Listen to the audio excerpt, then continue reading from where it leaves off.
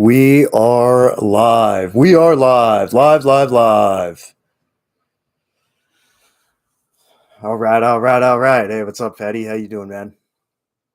Thanks for tuning in. Live stream for the month of February, year 2024. What up? Hey, how you doing, man? Let me see here.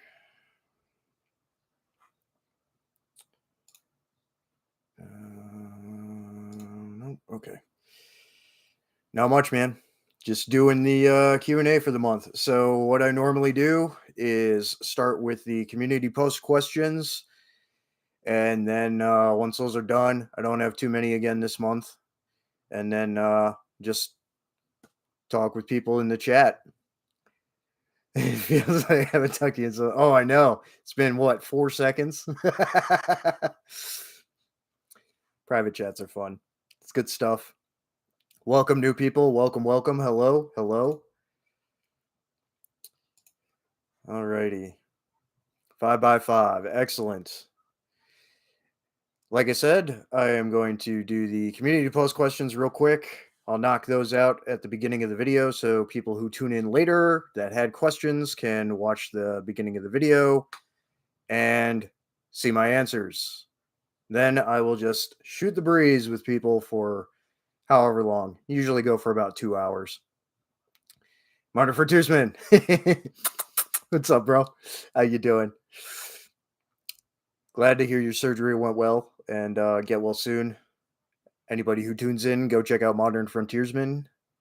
He just had a wonderful spill during the winter season and messed his leg up pretty good.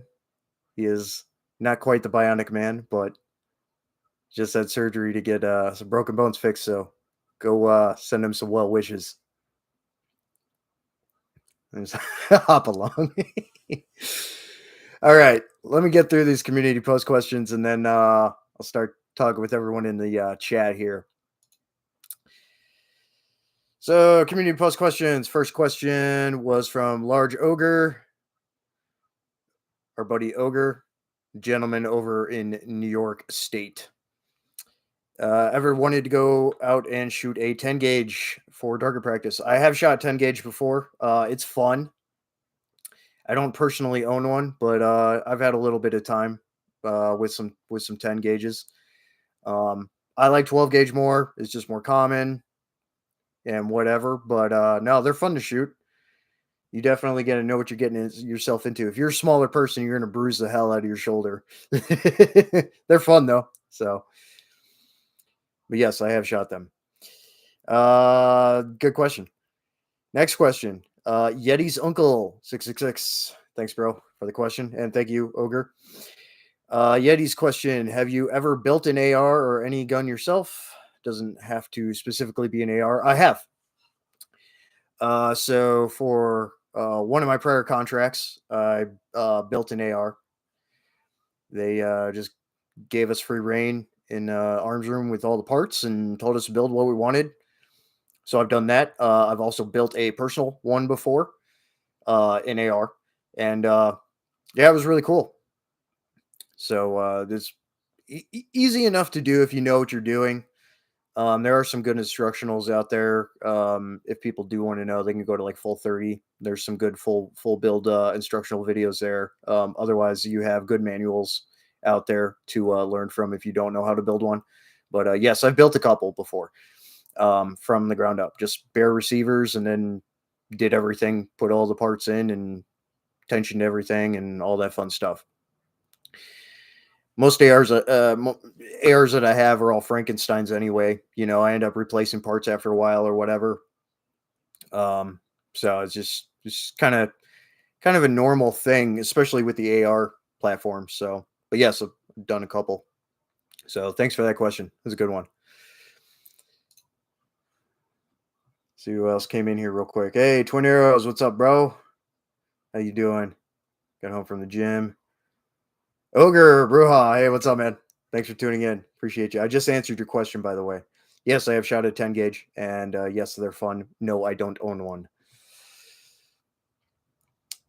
Frankenstein's rock. Yeah, I mean, as long as you build it correctly and with decent enough quality parts and stuff, like yeah, it's going to run for you. So you just really have to have an understanding of what you're doing. Oh, thundering out.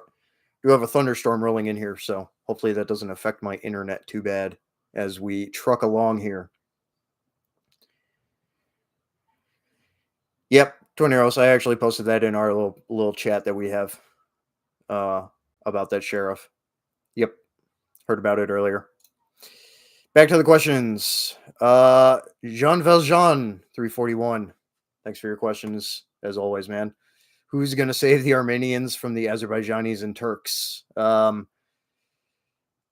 lot of the time, the Armenians have U.S. and NATO backing, actually. So, where the Azerbaijanis have Russian support, and otherwise, we're usually on the other side of that fence, typically.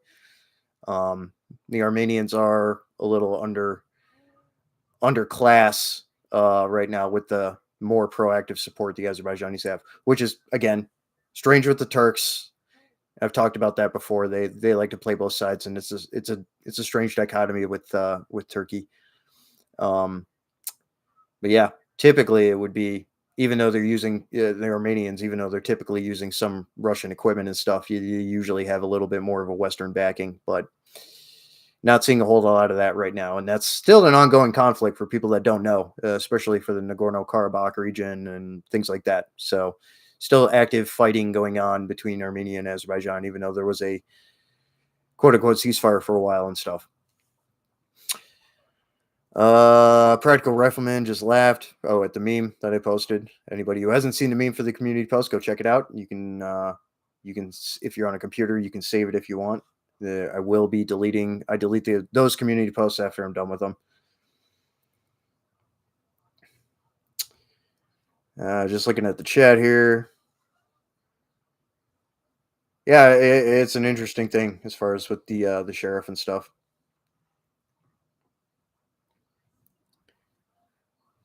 Just for availability, 12 gauge is more accessible than 10 gauge, yes, but plenty of 10 gauge around. It's besides 20 gauge and 410, it's another common shotgun cartridge. So it's around, but you don't see it as much. Except for Ogre, who is the resident shotgun connoisseur. Let's see. Last question for the community post questions was from One Round Left. Brother, great questions as always. Fellow 11 Bravo veteran from the Army, infantry veteran. Everyone go check out his channel, One Round Left. He does some really cool stuff. His question: what would be my dream build DMR? So designated marksman rifle. Honestly, the SAS, the M110, the SAS, and there's a couple of variations of it, but I've used that. I've trained on it and used it in the past, and it is an excellent 7.62x51 NATO or 308 Winchester semi-automatic designated marksman platform. For a semi-automatic platform, that would be my go-to as a SAS. With all the classic fixings, the Knights or the KAC broom handle, foregrip with and then bipod as well. Probably a 50 or 60 power Schmidt and Bender optic scope on it. But yeah, it's a pretty. I mean, it's a fixed stock system. It's the parent of modern AR-10 and SR-25 platforms, and it's a fantastic system. The SAS is a really good platform, and it'll reach out there, get it in like the 20 or 22-inch barrel version, and it'll reach out no problem. Common cartridge. It's accurate, and it's just a really good designated marksman rifle platform. As far as that goes, other options, maybe like an AK-5 variant G3 than 7.62 NATO. So it would be, you know, a more a larger intermediate rifle cartridge like 7.62 NATO, something common. And I really like that cartridge anyway. But also, it just makes sense, and it's got a good track record. But some platform like that is more precision, obviously. But the SAS, there's nothing wrong with the SAS. It's a great platform, and it works really well, and it's just easy out the box. Uh, you can put whatever fixings on it because there are M-LOK versions of the forehead now, but you know, cheese grater pick rail, so you can pull whatever on there. Um, but yeah, it's just that would be my go-to DMR rifle, just a SAS. So FAL is not precise enough for a marksman rifle. I have an FAL and I love it, but it is a battle rifle. It's not a marksman rifle. I love my FAL, but it doesn't have that level of accuracy for a what would be a bridging sniper type platform.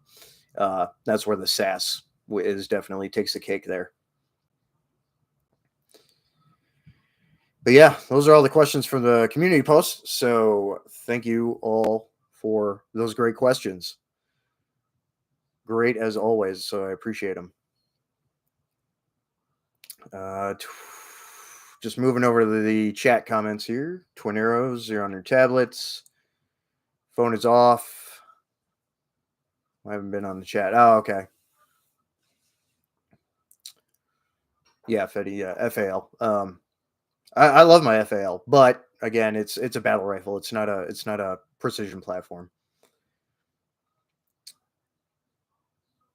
Bolt gun wise, probably like a Tika or a Sako like T3 TAC. I've got a T3X, and I've done a video on it before. More of like your typical hunter or scout type rifle, but with a different chassis, whether it's a Kinetic Research Group or the Sako chassis that can come on that it can come with. That's a really good for a bolt gun platform. That's a really good rifle too, cost efficiently too. But just super smooth action, really accurate rifle for a bolt gun. That would be my option there for a DMR. But normally I would go for specifically a DMR or a DDM defensive marksman role. Definitely something semi-automatic, more rapid sequential follow-up shots and things like that. It's thundering good now. Hope I don't lose power or internet connection, but yeah, we got a good thunderstorm rolling through here, so we'll see what happens. Twin arrows, love your 308. Yeah, 308's great. I mean, 7.62 by 51 NATO or 308 Winchester. It's a great cartridge. So nothing wrong with it. It's tried and true, and it's going to be around for a long time still. So it's great. It's a great caliber. Great cartridge. Large Ogre, 308 for suppressive fire and boomstick up close, maybe. Well, yeah, I mean, depends what you want subjectively out of a support system in a larger rifle cartridge like that. Shotguns only, unless you're using a rifled barrel or rifled choke with like Sabo slugs or whatever. I mean, max effective range on a shotgun is maybe 150, 200 meters, maybe. Rifled stuff, obviously, you have more range, but I mean, shotguns are good for some things, but personally, I prefer rifle stuff, and then pistols for backup. You know, if there's applicability there, but rifle stuff otherwise. It's got another viewer in. Go ahead and say hey in the chat. Welcome. Thanks for tuning in. Just doing a Q&A for the month, my monthly Q&A. I answered all the community post questions already, so now I'm just kind of interacting with people in the chat and answering questions, having discussions. Just having a good time this afternoon, going into evening, while it is starting to thunderstorm out here. Thanks for tuning in.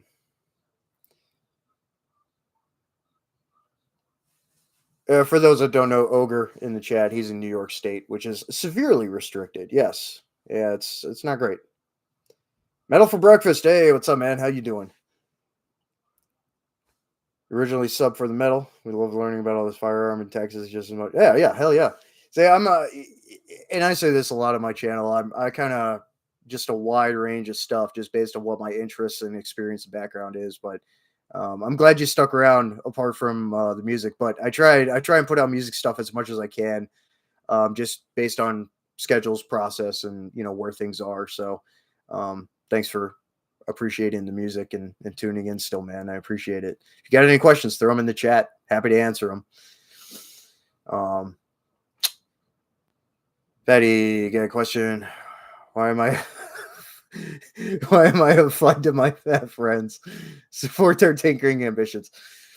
Look, tinkering is fine. And it's the same with the AR platform stuff and making Frankensteins and stuff.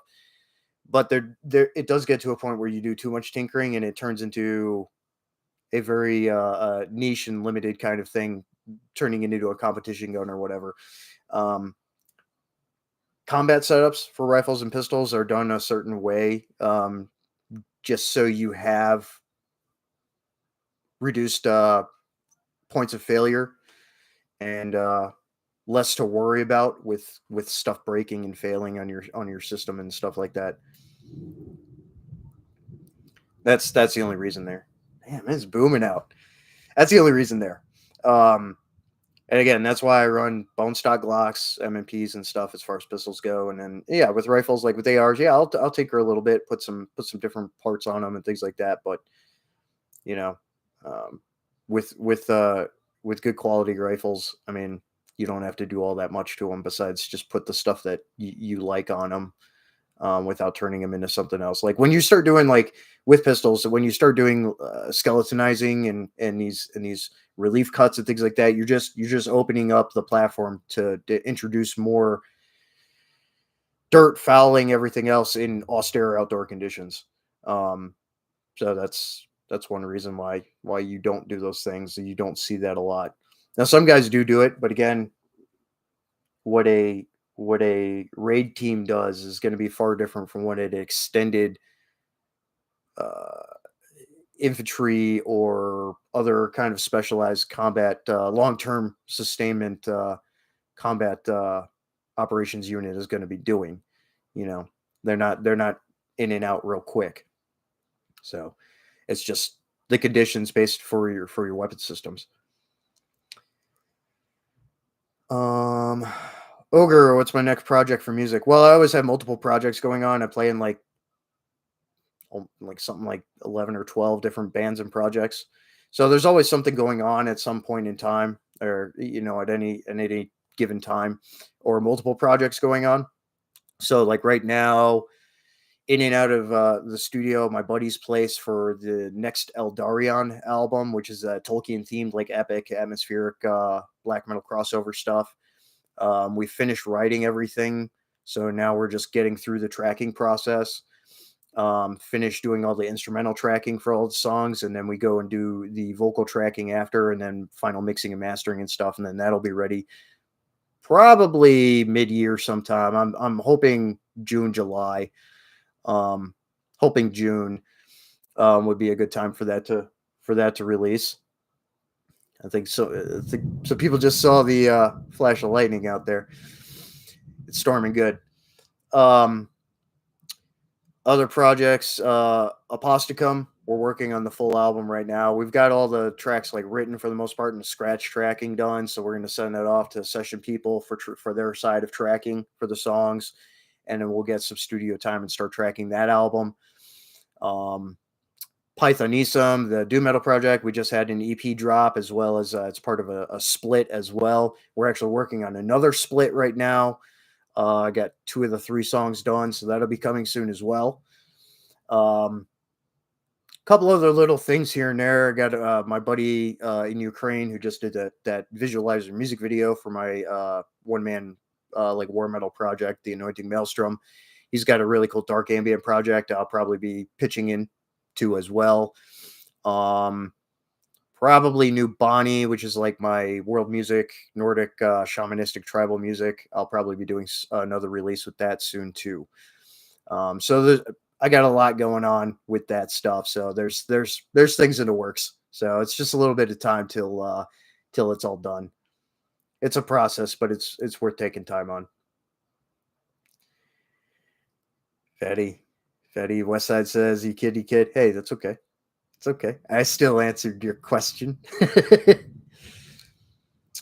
Ogre cheap AR-15 build. Go with a Bear Palmetto State Armory lower, or with the innards in it, whatever.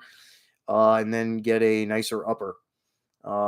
You'll still end up probably spending at or under $900 if you do it right. Otherwise, just Frankenstein it out part by part. Whatever you want. Go with like a Cold Hammer Forge barrel, chrome line barrel, like a Criterion or something like that. And then just whatever parts you want to put in there. Like my Ruger SR556, like the buffer tube is an ATI buffer tube. It's got the stock buffer and spring in it. It runs great. And I've got some Magpul furniture on it, some, just things like that. The other Frankenstein build I did had a mix of arrow, spikes, BCM. Yeah, a bunch of different company parts in it, and it ran great. For a complete upper on the cheaper side, I mean, arrow is good to go. It depends on if you want to go gas direct impingement, gas line direct impingement, or short stroke piston. I'm a piston guy. It's a little more proprietary, not as universally interchangeable as a direct impingement system is for AR rifles, but they're more reliable in my opinion. Proven track record there too. But like Adams Arms piston upper is good. Otherwise, I mean, if you're going to go direct impingement, yeah, something like Arrow is fine. Or you can get a BCM upper, ADM Arms, get one of their uppers. You can. I mean, there's a number of companies out there. Yeah, you got options. So it just depends on what your price point is.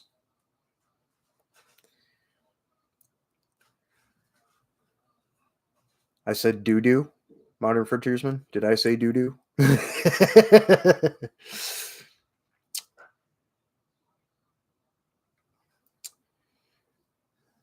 Fatty says Palmetto State. Yeah, some of their stuff is good. Or it makes the cut, I should say. Ogre. Metal. Yes. Lots of metal. Always metal. Yes. Thank you, Fatty. Make sure you all do hit the like button. There's only like 5 people in here. Anybody else who's just come in? Welcome. Say hello in the chat. Thanks for tuning in. Just shooting the breeze and answering questions in the chat with people. I already answered all the community post questions. So if you want to see those, go back to the beginning of the video here, or when it publishes after the live stream is over. If you had a question there, you can see it there. Yeah, Modern Frontiersman, Josh, you can't put affiliate links or URL links really of any kind in chat. It'll get flagged as spam, like automatically, unless you're a moderator.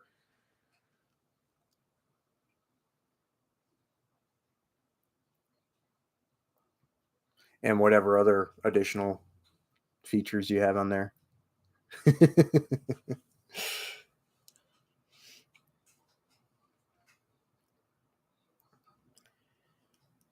Yeah, anyone new in, go ahead and say hey in the chat. Slow mode is on. That's to help keep the spammers away, but also helps me keep track of the chat as well. And yeah, Modern Frontiersman has a Patriot Hangout live tonight at 8 p.m. That's Central Standard Time anyway. Ogre, you're a spammer now? Nah, you're all right, Ogre. You're all right. You are all right.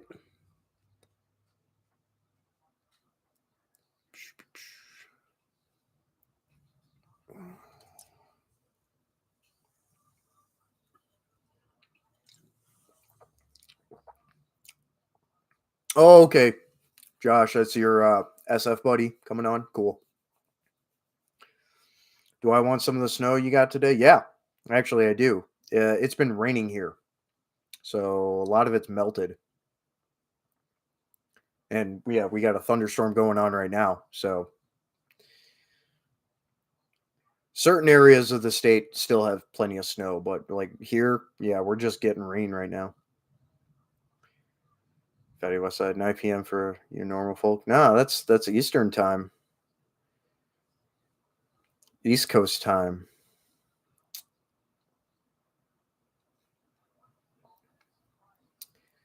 Yep, ogre storms are coming your way. They're rolling over the Great Lakes right now.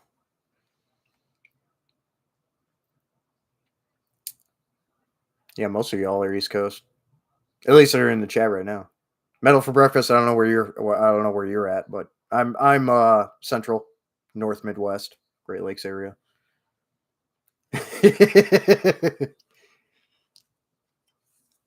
Josh said it, not me. Oh, Michigan, really? Okay, mainland Michigan or the UP? That's cool. You're not far from me, man. Midwest is best.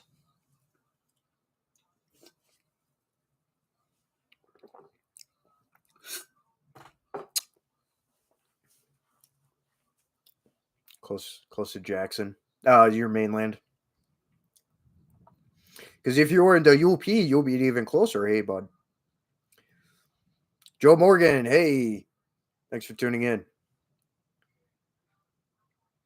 Good to see you as well.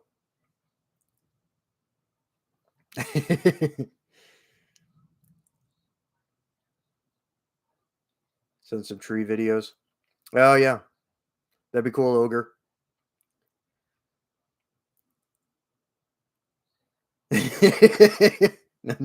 Flavor, Josh. Timed out, Joe. Metal for breakfast sent you said there was to be gun talk. Yeah. We talk music, firearms, really whatever. I mean, I don't pigeonhole my channel to any one thing. So one day you'll get a video talking about emergency planning and logistics. The next day you'll get a video of me painting a painting. Next video will be a music that I do and put up. I play in a bunch of bands. And then the next one will be something with boomsticks, whatever it is, you know. If you got any questions, throw them in the chat. You know, man of many interests. I believe the term somebody said the other day said I was a polymath, which means a person who has many involved and is proficient at many different hobbies and interests and things. So I found that interesting. But I mean, I've worked in a lot of correlating industries with firearms and using firearms and stuff apart from, you know, everything I enjoy doing as for my hobbies and as my side profession as a professional musician and vocalist and everything. So Joe built poverty pony. Hey, whatever. If it works, right? Just gotta make sure you run out and test your stuff. Push tree over for the trench. Well, okay, ogre. I'll tell you right now. I barely have time enough as it is for Discord. Like I have it as a secondary messenger, apart from other platforms, that I use for messaging and stuff, whether it's Signal or whatever. Being in servers is fine, but I just don't have time for them most of the time anymore. And some of them I just don't have a lot of interest in. There's just a lot of white noise going on, and a lot of people that just want to act like kids and don't want to take things seriously based on what the what the context and the intent is of the server. So I'm going to be leaving a bunch of servers here soon. So not really much interest for a lot of those anymore. Ogre has a question. What's my favorite saw? Ooh, I do like Husqvarna's. Steels are okay. McCulloch's. I like McCulloch's as far as chainsaws go. Not big on the electric crap. Yeah, those three chainsaws brands are the ones I like most. Joe lost how many counter rifles I built, right? Yep. Yeah, I like building them as much as going and shooting and doing jobs and stuff. Fatty West Side, does a flick count as a painting? Oh yeah, if you're rattle canning it, I mean, you're painting something. I'm not. We're not gonna put it into the category of surrealist art or anything, but throw some rattle can on it. Rattle can your stuff. Rit dye your stuff. Whatever. We're cultured around her, right? Pinky's out. Up, up, up, up, up. As I slurp on caffeine.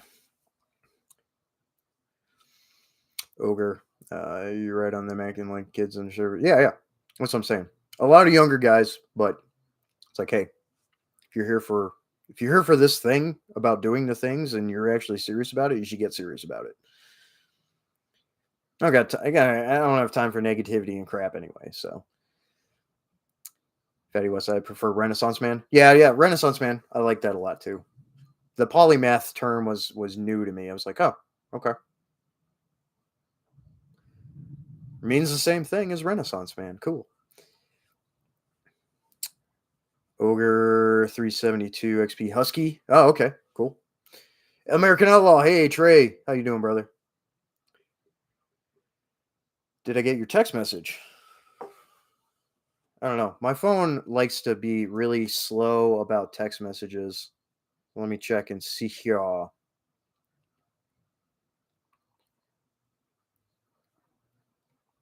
I just got it.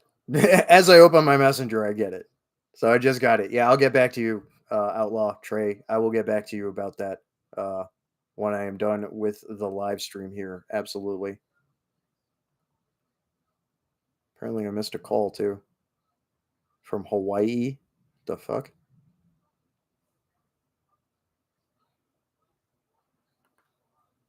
I don't know.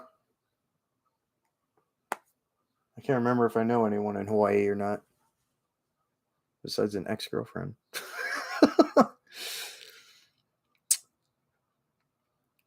But yeah, Trey, Outlaw, I will get back to you about that when I'm done here. Yes. Joe Morgan, no rattle can, vintage AR, so it's no. Oh, vintage, yeah, yeah. No, I mean, there's only a couple of rifles where that's acceptable. And even then, it's not really rattle can. You're using a certain kind of paint and a brush, and that would be an FAL. But no, I get it. I get it. Vintage is nice. Yeah, it probably is a spam call. Did you hear a flip phone? So it's a smartphone, but it is a flip phone. Yes, indeed. But it is a smartphone. Why did I get it? A, because I like older phone aesthetic and ease of use. I keep things simple with my phone. I'm not using a bunch of apps on it and stuff. If I'm not at my computer or a workstation or whatever, if I'm out and about on my phone, it is text messages and calls. That's it. I don't use it for anything else. I also got that one because I can remove the battery as well as the SIM card. So if I want to put a different international SIM card in it, I can do that. And just for contingency reasons and stuff. It's also upbuilt, so I could drop it out of a helicopter at 200 feet and it'll be fine. So I don't like these giant bricky touchscreen. It has a touchscreen on the flip Porsche. It has a touchscreen, but I don't like modern smartphones. I don't. Joe. Yeah, I mean the baby pooping paint scheme, although the colors are weird, like yeah, it's peak historical aesthetic. Rusty Shackelford, hey, welcome. Thanks for tuning in. If you have any questions in the chat, or if you have any questions, throw them in the chat. Good to see you guys. Thanks for the new people tuning in.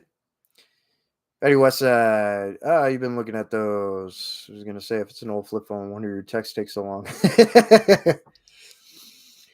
Well, I'm usually like juggling and doing multiple things at any given time. So if I am like doing Messenger or whatever, which like for certain messengers like Signal or whatever, you can have it on your desktop and on your phone and stuff. But yeah, I'm usually juggling multiple things, so I'm always, when I get to it, unless it's like a priority emergency thing, like, it just is. Take my time on stuff. Joe Morgan, I don't like smartphone either. Flip phone, no wonky anymore. Well, and that's why I like this thing. It's well designed, and it's Korean made, not Chinese made. Oh,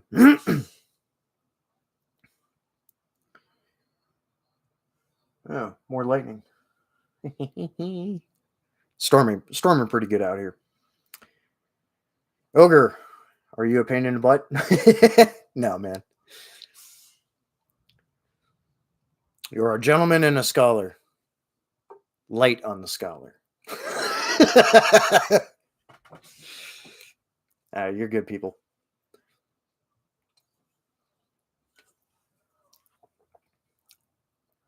Oh, yeah. Fatty. Of course. Skull. Cheers indeed. It's a little early to be drinking, and it's not the weekend yet either. Not that I'm saying you can't, but I keep my alcohol consumption fairly minimal. Nice. It's booming out really good out here. That's true. It is happy hour. It is 5 o'clock somewhere. Joe Morgan, people give North Korea a hard time, but they have kind of figured out a lot of logistics out on their own. To an extent that they actually have logistics. Yeah. 6 days sober and you despise it. All good things in moderation, right?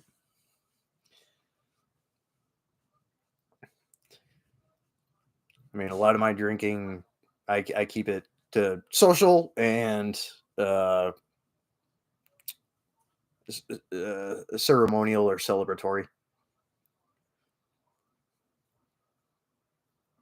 Fatty, not just with their missiles, yeah. I mean, they have a lot of agriculture, but they don't have high yield in their agriculture. I mean, as we see from everyone that defects and runs across to the southern border or whatever, to across the border of South Korea or whatever.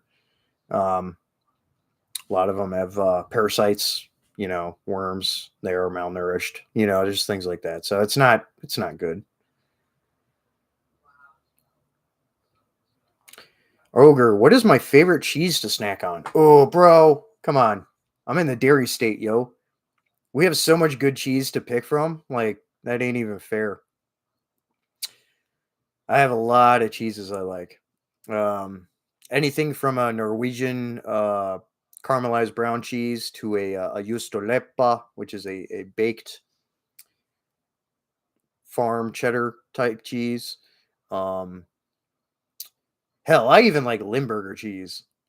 I like the farmers and stinky cheeses too. They go really well with some nice thin sliced cow tongue, like on a good like rye square or whatever. Good flavor.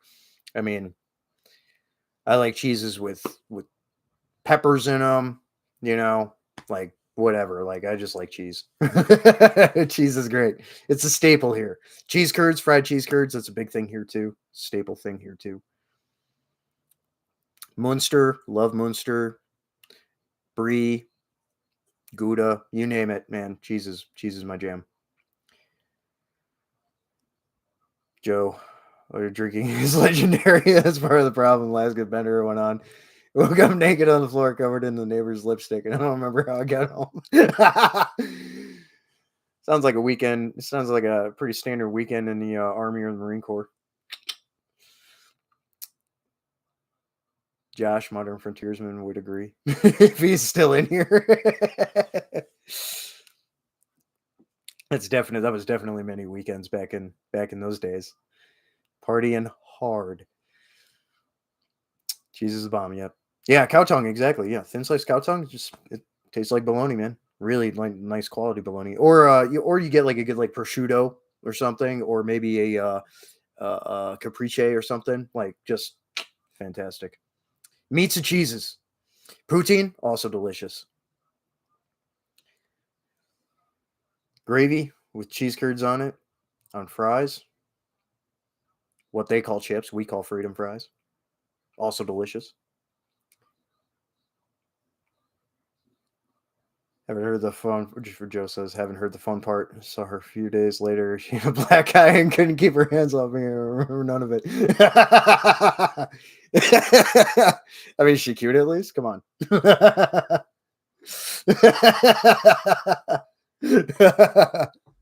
That's amazing. I appreciate it. Don't worry, this is just water. I reuse my cans for water. Hydrate, all of you. Hydrate, drink water.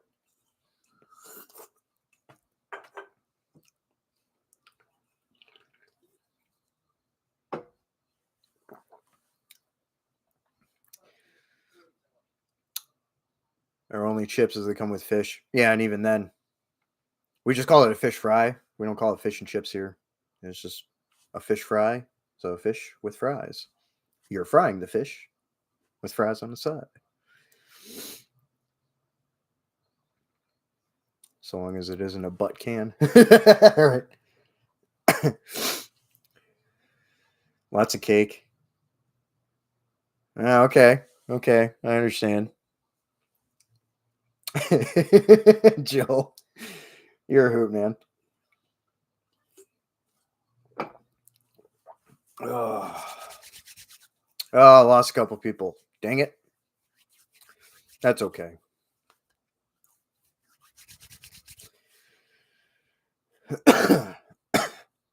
Who left? Ogre probably left. Oh, you got to leave too, Fetty? All right. Thanks for tuning in, man. I'll catch you later.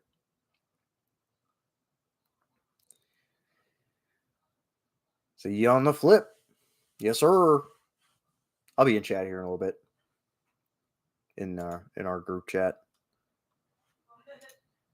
Yeah. Talking about 1911s and pistols in our little private group chat.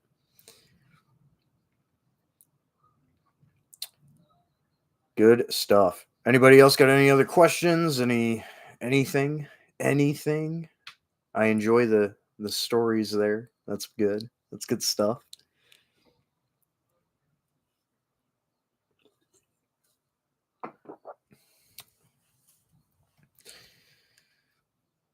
And for some of the newer guys, well, Metal for Breakfast, you've been around for a while, man, and I appreciate you. Any of the other newer people, which I think is just Joe right now.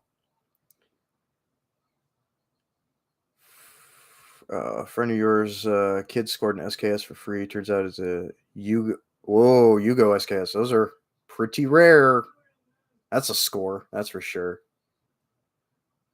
Nice. Very nice. That was a good score. I have a Zastava ZPAP M70, so Serb, Yugo, Serb, AK. Not a true M70 because it doesn't have the giggle switch, but I get to play with those in my profession.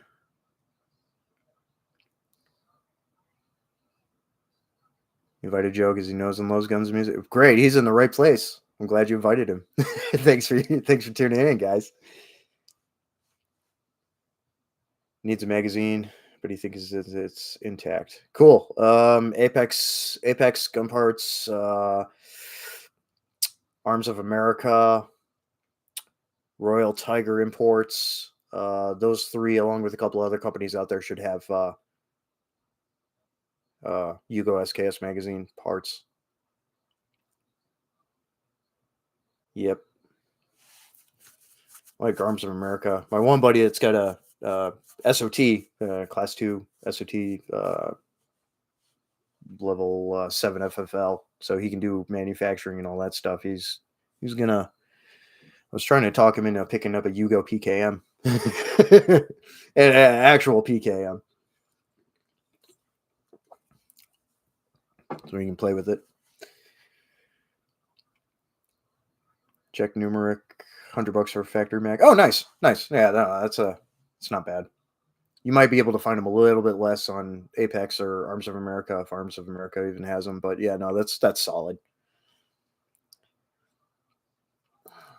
That's solid. Someone else joined in. Hello, welcome. Thank you for coming to my live stream. Say hello in the chat. Slow mode is on to keep the spammers away and for me to keep track of the chat, but say hello. Hopefully I can see it. For some reason, some people, when they post in the chat, it doesn't show up, even though I have live chat on and stuff. But say hello anyway. Ask a question if you got one.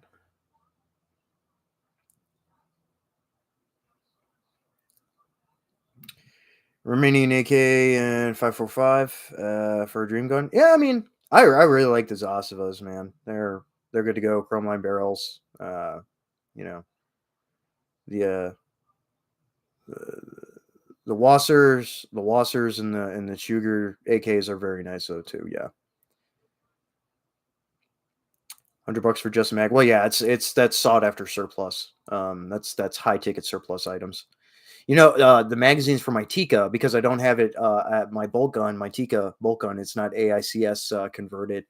The magazines for that thing, a 5-round magazine for that, for a Tika T3 is $100 because they're only made by Tika and they're imported by Beretta. And it's a plastic magazine, a 5-round plastic magazine. It's absolute booty sweat. But yep, exactly. Oh, I remember. You could go into a flea farm, which is a thing here. Not many other many other states have flea farms. But like flea farm back in the day, like you could get an SKS for like $100, like Chinese ones, the Norinkos. But yeah, magazines are garbage. Tika should be ashamed. I mean, for a polymer mag, they're fine, but yeah, they're way overpriced because they can have a monopoly on them because they're import. It is garbage. It's Beretta's doing. It's not even Tika or Sacco's doing because Beretta bought Tika and Sacco. It's all Beretta's doing. That's why I want to do the AICS conversion, so then I can get Magpul 10-round Magpul AICS mags and all that stuff. It's just a Magwell conversion, but time and money. Whenever I feel like doing it, ordering the stuff, So that's how it is. Scandy, hey bro, how you doing? Break out the Dremel and some JB Weld and convert it to FAL mags. Pull my arm, why don't you? Twist my arm. I mean, that's what my buddy Hunter, that's what he did to that Molot Vepr of his to take those Lati LS26 mags. Pretty crazy conversion, but it works well. But now I'll just do an AICS conversion. That'll cost less and be less effort than having to do that. That's brilliant though. Not that FAL mags are all that easy to get right now either way, and the price is bad on them right now too until DS Arms starts their production back up, which they are, which I'm glad about. That'll help bring prices down a little bit. Joe, you start collecting when you were 14. It's good to play with all the fun surplus. Yeah. Right on. I've shot a lot of cool stuff too. It's actually not a bad idea. I mean, Yeah, but I like the Tika. I want to keep it nice. I'm still even considering putting it in a KRG chassis, which then I would do an AICS conversion too. But in the Hunter slash Scout stock chassis that it is, I mean, I'll just do an AICS conversion on that. You rage quit. Joe says he rage quit surplus a few years ago. I was mad when Mosins hit like $200. Mosins are fun to shoot. Honestly, I'm not a big fan of them otherwise, though. Unless it's a Finnish made one. Those are a lot nicer than the Russian ones. Scandi knows I really like Swedish M48 Mauser carbines. I like those quite a bit. My favorite action is still the Enfield, though. That's just the smoothest action I've ever run besides a Tika. It's so smooth.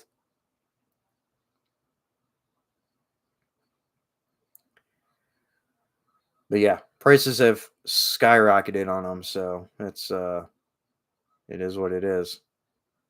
It's just more lightning. The industry is kind of losing his damn mind right now.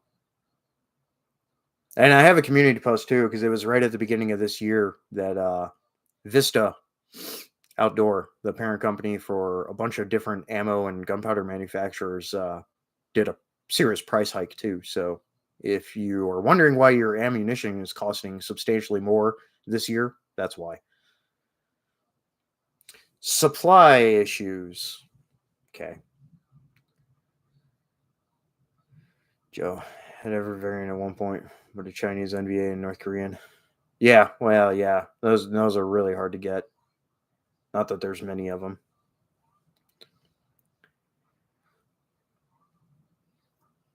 Good luck getting anything North Korean.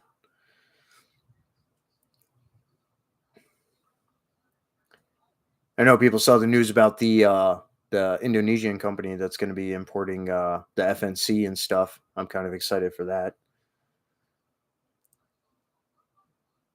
Yeah, exactly, Joe. Yeah, that's what's happening. No, no, don't get me wrong. We're still getting a lot of overseas imported ammo here too. You know, like they're really you're not going to see a deficiency with AK ammo because a lot of people were freaking out about AK ammo more with 5.45 than 7.62 by 39. But like PPU, Red Army Standard, bunch of other stuff, Golden Tiger, whatever, it's all coming in. And then with 5.56, PMC and all that, South Korean made stuff, it's all coming in. So it's like whatever. It's just they're just artificially inflating the prices. Candy. You finally fulfill your report. FNC Fantasy. Yes, dude. That's what I'm saying. I know you saw it from Forgotten Weapons for the FNCs. The actual factory contract Indonesian made FNCs. Which is really cool. I'm excited about that.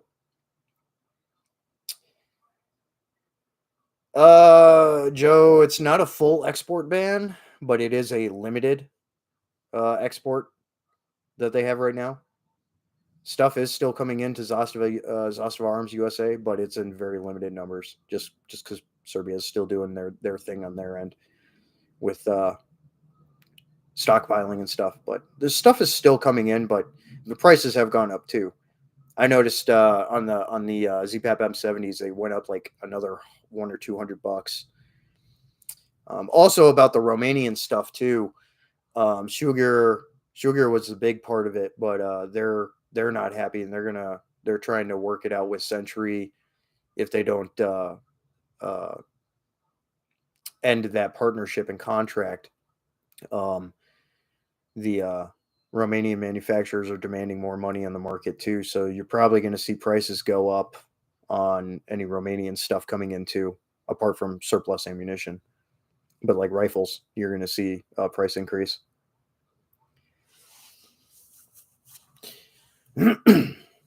I will say though, and I think it was exclusive through Atlantic Firearms and one other company that had a special edition thing with Zastava. But those rifles, I think it was like the 25 LR submodel. that has like a monolithic uh, upper and top rail and stuff. It's actually three pieces, and they're very poorly made, so avoid those. But anything from Zasava or anything in the Midwest industries wise and stuff is good to go.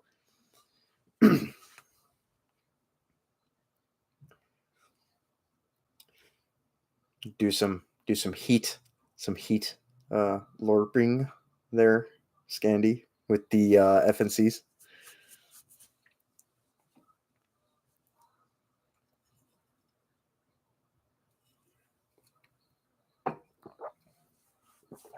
Oh. Anyone else got any questions? Jokes? Anything like that? I only got a couple people in here, so it's the three homies here. Metal for breakfast, Joe, Scandy.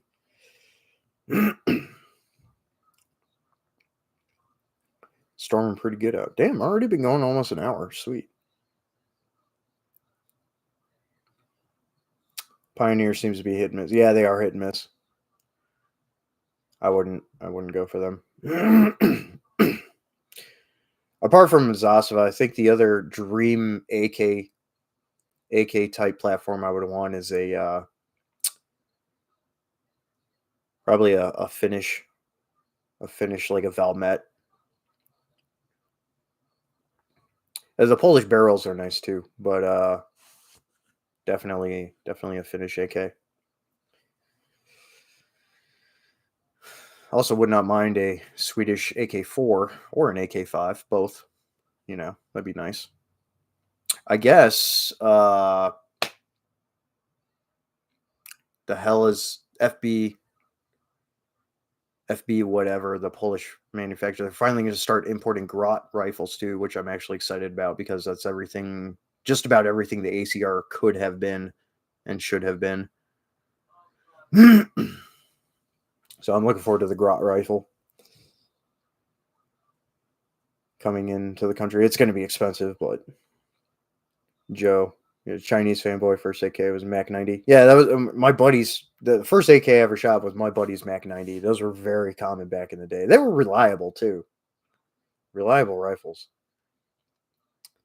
Turned into a Type 56. Oh, okay, nice. Get rid of that single piece thumbhole stock thing. Yeah, I remember those things. They're good rifles though, man. They run. Actually, it was crazy too because my buddies, when he bought it, it had been the spring had been recoil spring had been field repaired with some braided wire for the spring. It worked. That made me think, it was like, this was probably used somewhere. and then put on the market. Those bolt paddle stocks were boo boo. Yeah, they are. They're not great. They're not the most comfortable, but for what the rifle is, I mean, yeah, it's easy to change them out. And boom. You got something cool. They're good stuff. Hey, someone else new popped in. Welcome. Say hello in the chat. Ask a question. Doing Q&A and shooting the breeze with all the peeps here. I already answered all the community post questions. If you would like to see those, they are at the beginning of this live stream and when the video publishes afterwards to go back and see your question answered. Otherwise, say hello in the chat. Ask a question, whatever you want to do. Thanks for coming in.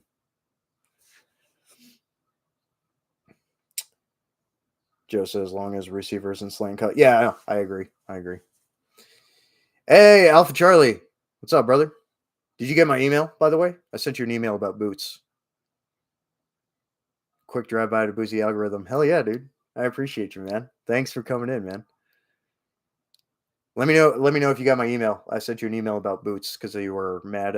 You were disappointed about the Ultima discontinuing their jungle boots. I sent you a link for Belleville. I've had really good luck with Belleville, so they still make a couple of versions of a jungle boot, and they're good to go. So I also run their Kyber boot, which is really aggressive tread, desert mountain style combat boot. It's those are really comfortable. I appreciate you dropping by, man. Oh no, it's all good. I was just glad you got it. And it didn't get lost in the spam folder or anything. So I appreciate you, man. Hopefully it helps. Because yeah, those are good boots. I like them. They're well made for what they are. It's good stuff. 6 viewers. All right. New people. Hello, welcome. Say hello in the chat, ask a question.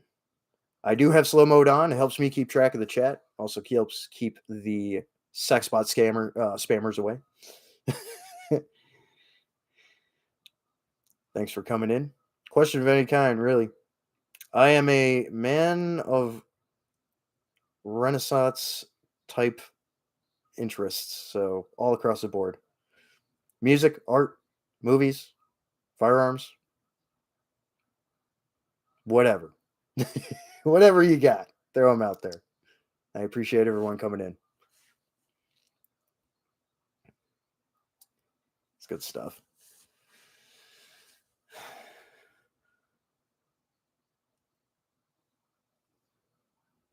Joe, haven't done a live stream in a bit. I might tomorrow if you get house to myself. Hell yeah. Hell yeah, man. I'll be sure to come pop over to your channel if I haven't already. I feel like I've seen you around, but on other channels. But if not, I'll come check your channel out too. Oh, also at 1,500 subscribers, I'm at I think 1,200 right now. Just over 1,200. At 1,500 subscribers, I am doing a giveaway. I will pick 3 subscribers, and the first subscriber will get a converted MFH brand Pattern 83 SADF style battle jacket LBE system that I die converted and then rattle canned.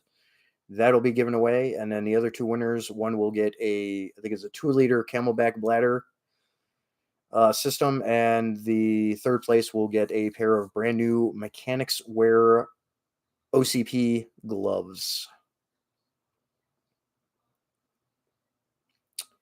Joe says you mostly smoke and swear sometimes, tell fun stories. Hell yeah, my kind of guy. I appreciate it. You're in good company, that's for sure. Metal for Breakfast says cool. Yeah. And I've had that giveaway going on for a while. I think when I hit 500 subscribers, something like that, I announced that giveaway initially. And then I just, every once in a while in my community section of my channel, I will post it again that, hey, I'm still doing this giveaway. It's been a little bit of a slow gain to that marker, but that was the marker that I gave myself and told everyone that I would do it at. So we're getting close. Stuart, hey, what's up, man? Thanks for popping in. Haven't seen you in a minute. Thanks for coming in, man. Okay, yeah. See, you guys know each other. Yeah. See, I knew I saw you around, Joe. That's good stuff. It's a good little group of people here. A couple other new people looks like they popped in. So welcome to the live stream. Say hello in the chat. Ask a question. Whatever.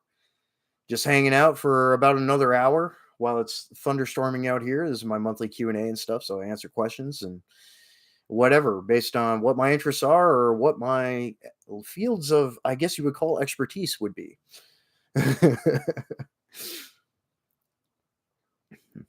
Ogre, what do I think of how messed up Canada's laws are? I mean, I've got a couple of buddies in Canada, and they're just messed up. It's just not good. I mean, you're in Ogre, you're in New York State, so you're not far behind in the terribleness level. So I think the people need to start really pushing back and get things.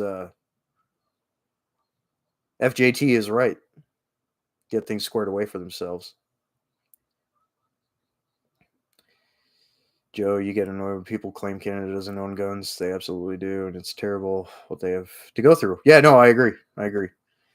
There's some cool companies out there that are doing some stuff to work around some of that, but they shouldn't have to work around those things. Used to be, and yeah, the gun ownership is still high, but now, yeah, with everything in place, they can't heirloom transfer. They can't put them in trusts, anything like that. It's not cool. It's not cool. Our neighbors to the north used to be very based and very awesome and very good warfighters as well. A lot of good buddies from the Canadian military from the GWAT, and yeah, lots changed, not for the better. Stuart, any thoughts on the anti-training legislation? Is it still trying to be pushed? So it's a very slow process with uh, the initial writing and introduction of the bill, and then to the stage where it would go to actually being a vote. A lot of the time, it doesn't even get there. It'll die before that, or when it gets to vote, it dies there. Um, I think it's wrong, and I think a lot of businesses and companies, to include private security training companies that offer training to the public, would be. And some of the same companies have contracts with the government. That would be a massive detriment to the economy, to the strategic readiness of our country, and infringing on the rights of the people. You know, in a nutshell, that's just it's all bundled together in one big pile of dog crap. So it needs to be. I don't. It's not going to pass. I think it was. I forget where the leftist. It was on the East Coast. Was the one who did the initial proposal and introduction for it. Um, it's not going to pass. At least it shouldn't pass. If it does, there's something very fishy going on. But I would think that it would die, just like a lot of the other uh, anti-firearm and anti-2A legislation that's been tried to push the last couple of years. I feel like it's going to end the same way, which is good, and it won't go through. But that's very, very dangerous precedence, um, and something that people really need to be vocal about and really rag on their representatives to oppose. And anybody who does support that, vote them out, get them out.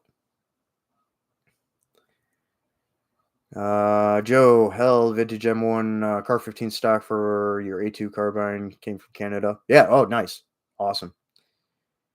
Scandi, lack of SBS and SBR differentiation is nice. Yeah, it's true. Same with like Germany and stuff too. Yeah, that is nice. Also, their ability to import stuff we can't. Yeah, well, that's been heavily limited now, but yeah, they could still get stuff we can't, and vice versa. No, you're absolutely right there. I do feel the pain. It's messed up, just like no gardens. Yeah, that's messed up too. Shit, we have community gardens here in my city. They're all over the place. Metal for breakfast. So yeah, that is messed up. Joe, like that overall length only thing in Canada, they can have shorter shotgun barrels. Yeah, yeah, all that. Well, I mean, the the NFA was supposed to be temporary anyway. It was supposed to have a sunset clause, I think sometime in the late 40s. So the fact that they keep doing it and they do the GCA and all this other crap, it's all supposed to have a sunset clause and it's all supposed to have ended already. But no, of course they want to do the things and ruin ruin the rights and all the fun for people.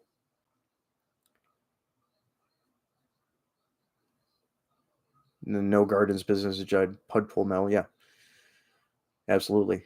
Lowry Neil Morin, welcome. Thanks for tuning in. Para Ordnance was a Canadian company. Yes, they were. Metal for breakfast. They were for even trying any of that shit. Yeah, no, yeah, it's messed up, dude. You know, limited government is supposed to be limited for a reason. Unconstitutional, 100%.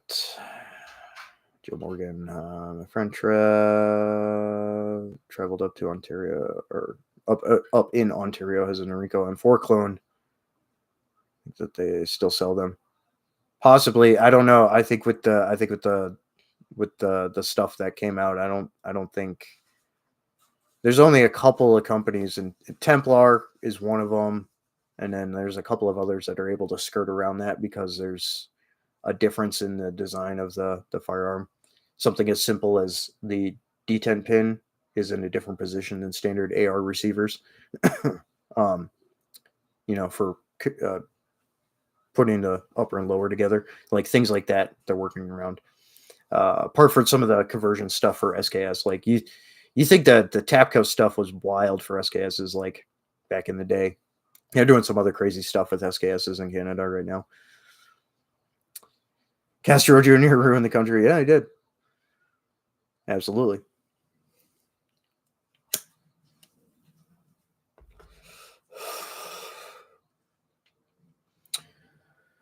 So yeah. Anyone else got any other questions? Anything else you want to talk about? This is a good discussion, so I appreciate you guys having a good discussion and having good things to bring to the table and stuff.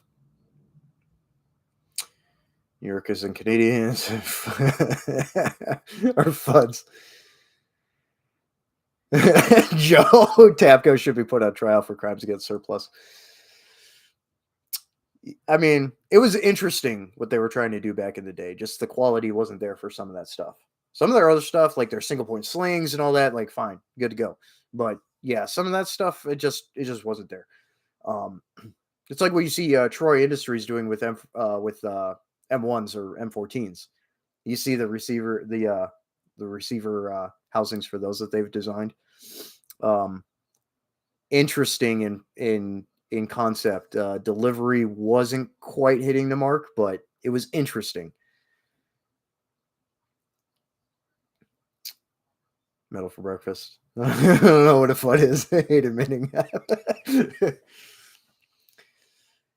I mean, I think we're all in here. Everyone in here is probably in their 30s at least, or close to, if not slightly older.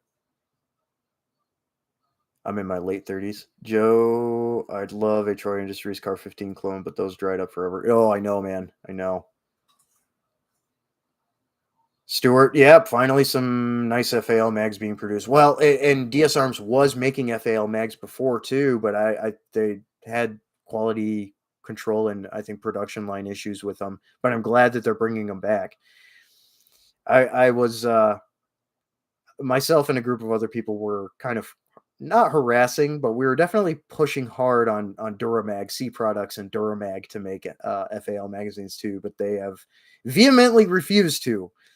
So I'm glad DS Arms is finally getting back into it. I wish we could do the Imbel imports as well. That would be really nice to have some Brazilian import metric magazines at least. I wouldn't even mind if Palmetto State would also make FAL magazines. I would not be opposed to that either, but I'm glad DS Arms is finally getting back to it.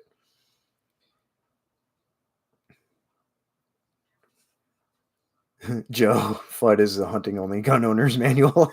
Right. Ogre, cheesecake or pumpkin cheesecake? Cheesecake standard or chocolate mousse cheesecake, and then pumpkin pie. Yo, pumpkin pie. I will slay an entire pumpkin pie by myself. It's not you. The future of Romanian AK imports if sugar splits from Century. I was talking about that earlier, actually. Yeah, that's a big issue. You know, sugar wants more money, reasonably so. And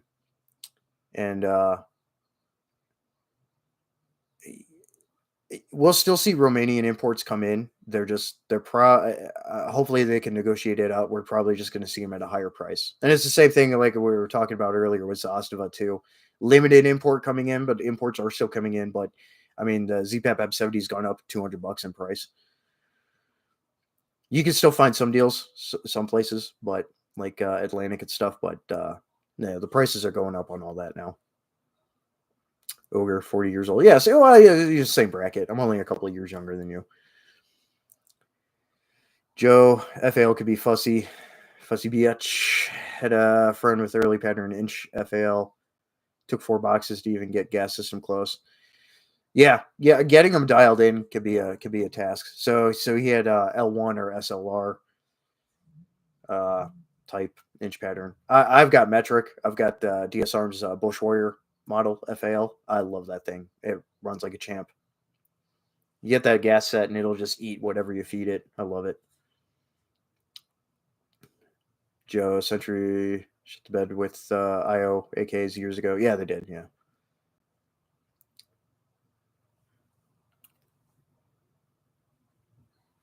Scandy. Been thinking about why Brazil isn't releasing their FAL or importing their FAL mags. And then you remember their dudes still use the Madsen and they used the M1908 34 Mauser as their issue arm until the mid 80s. Right. But Inbil turns out a lot of FALs and even more magazines. They have a huge stockpile of new production stuff and at this point surplus too. There's no reason they couldn't import at least small batches.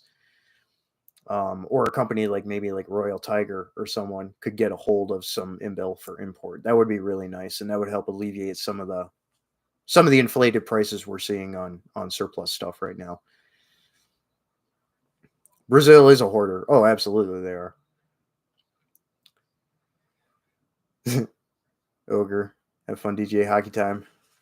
Nice, have fun, man. Drive safe. I know you got a lot of snow out there still. Joe, metric FAL is far less work, but mags are harder to come by. Missed out in the cheap FAL fund. Yeah, they're hard to come by. So he's now a buddy, but the FAL guy on YouTube, but his company Frontier Armory, he's getting South African stuff in. Prices are a little high, but their 20 round magazines are lower priced than a lot of other stuff on the surplus market right now. So when he does get batches in, it's worth picking up a mag or two. He actually sent me a 30 rounder. We did a little swap for testing some magazines, and he sent me that one. So I have an unobtainium South African made 30 rounder, which is awesome. Big thanks to the FAL guy and Frontier Armory for that one. Being a homie. You despise Royal Tiger. They sell a lot of garbage to collectors at premium prices. Well, yeah, some of it. Like, would I buy any of the Ethiopian stuff they got in? No. Is some of their other stuff good to go though? Yeah. And you get that crapshoot too with Apex or even not so much Arms of America, but they have a very limited stock most of the time anyway. But like other companies where a lot of that stuff, whether it's parts or otherwise, you are rolling the dice on some stuff. So you really have to understand what you're looking at and quality grade apart from manufacturer or anything armor aftermarket otherwise that has been done to it and stuff. It's the only reason, and Scandy knows it's the only reason I didn't buy that Swedish Mauser carbine that I really wanted, because the dude that was selling it had done some shady stuff to it. He enameled the what was originally blued receiver, which was strange, and it definitely had some corrosive ammo shot through it and not cleaned properly. He almost bought a $200 Carcano from them multiple times and then remembered it was a Carcano.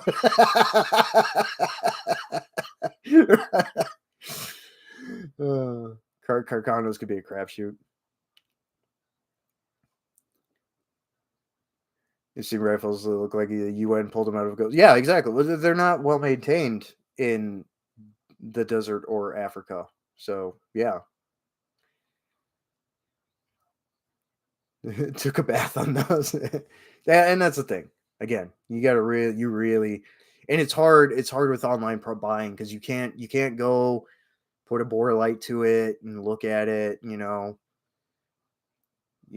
can't, sometimes you can't tell if there's cracks in the stock or if it's dry rotted and on the inside where the seating of the barrel is in the stock. You can't see some of that stuff.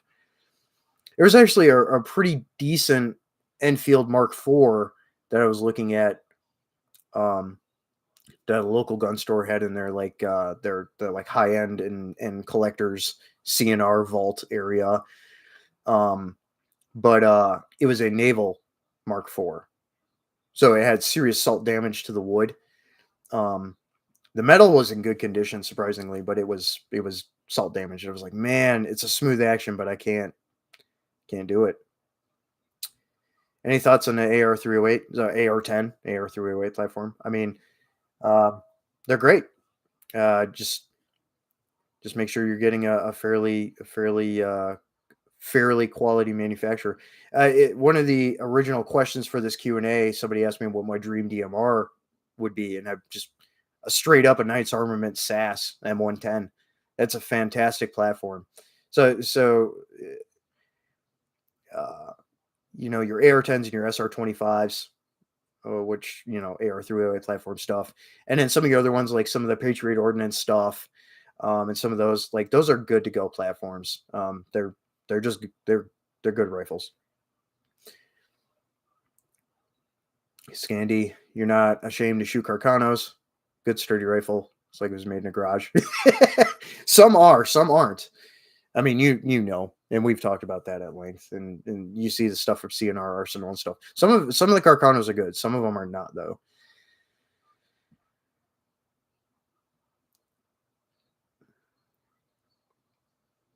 I shot a bringback Arasaka a while back too. That was actually fairly pleasant to shoot, but I was still a little. The guy had two Arasakas. One was a 1943 production, and one was a late war production. And it was like, the late war was a little rough. Joe, think if you look hard enough, you can still find mummy wrapped SMLEs for sale from time to time. Yeah, sometimes. Those are drying up, but yeah, sometimes. See, if you want DMR, you go vintage Cuba pattern AR-10. Oh, okay. Yeah, you like your Chicom stuff, that's for sure. I don't know, man. I have some training and background on the SAS, apart from other rifles like the M24 and stuff. But yeah, I like the SAS. It's a good platform for what it is, especially for a DMR role or a DDM role. Very good platform. But yeah, a Cuban pattern AR-10 would be pretty cool. I don't think I've ever touched one of those. Dream gun for you?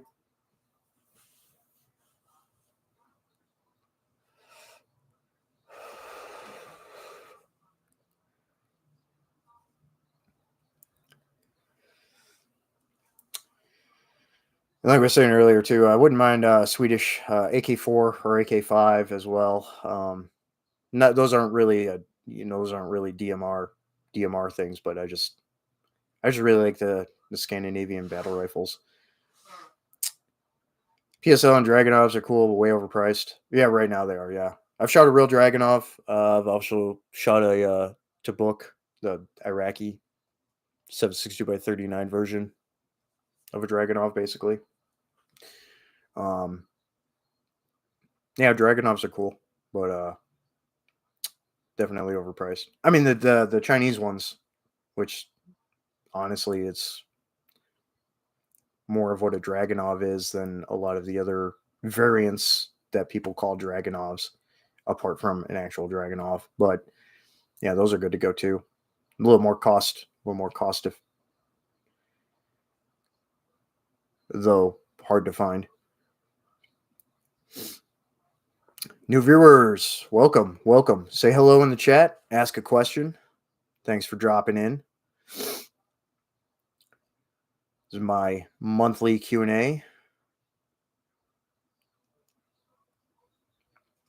Joe, the only Iraqi firearm you've ever handled was a copy of Beretta they made. Man, was it rough? Yeah, those are rough too. I forget. Oh God, what are the name of those? Yeah, those are rough. Handled one, didn't really shoot those. We actually, and contracting, we get at the time we had actual U.S. military surplus M9s and then Glock 17s or 22s. It just depended on what the contract was, where we were, what was available.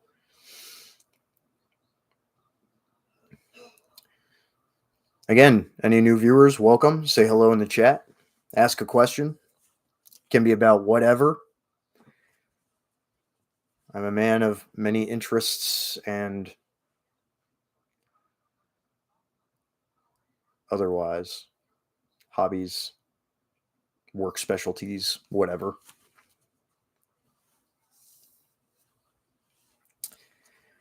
Brendan Autry, greetings. Thanks for tuning in. How's everyone feel about Turkish guns? Most most aren't great, although the one pistol manufacturer that I always forget the name of starts with a C. I guess those are okay. Old Turkish Mausers, if you can find one in good condition, they're okay. Don't get Turkish surplus ammo though. That stuff usually runs really hot or it degrades really bad. Ammo is very sketchy. Turkish ammo is surplus ammo is very sketchy. So is Greek. Greek and Turkish surplus ammo I would avoid. Not big on Turkish guns otherwise though, honestly. Some shotguns are okay, but it's usually like they're high end shotguns. I don't trust. I don't trust a bunch of the cheap ones that come in.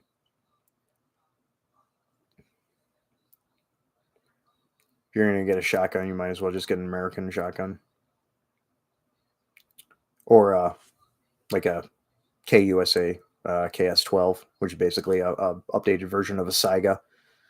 I know some people have issues with the KS12s and feeding and stuff. I've found that KS12, so AK but shotgun, uh, likes to run high brass shells. Those seem to run a lot better.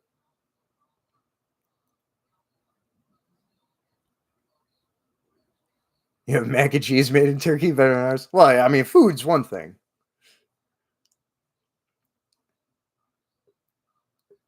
Walther's still better than any Canik. That's what I was thinking of. Thank you, Laurie. Lowry. Uh, yeah, I like Walther.